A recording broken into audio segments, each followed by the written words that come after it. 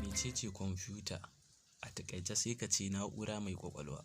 Kwamfiyuta na'ura ce da ake amfani da ita wajen ajiye bayanai, sannan za ka iya neman abin da ka ajiye a duk sanda kake buƙata.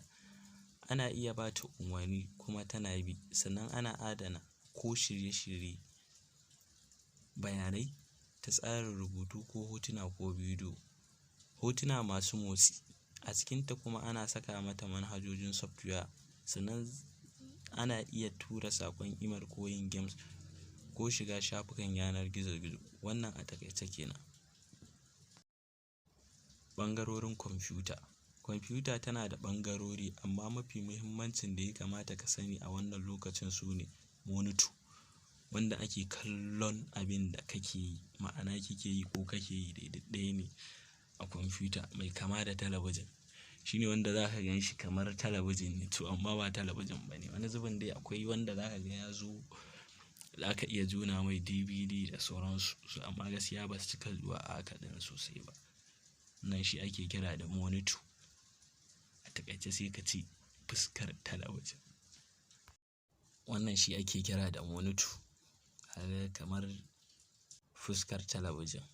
Sai kuma abin da ake kiransa mouse. Shi kuma mouse a laptop kuma ana kiransa touchpad ko trackpad, wanda ake amfani da shi wajen sarrafa kwamfiyuta ta hanyar zaɓar abin da kake so ka shiga a sauƙaƙe. Wannan shi ne mouse, shi ake kira da ɗan ɓera kenan wani zubin.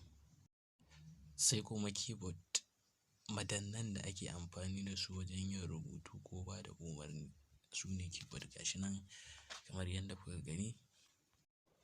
CPU, Central Processing Unit, a Hausance muna cewa da shi ƙwaƙwalwar kwamfiyuta. A nan take adana dukkan bayanai, sannan duk wani umarnin da za ka ba ta a can ne take karɓa. Amma ita laptop da ake kira tafi-da-gidanka tana ɗauke da nata ne a cikinta. Wannan a taƙaice kenan. Ga misalin hoton da ke ƙasa da ma sauran ɓangarorin nata. Ire-iren kwamfuta.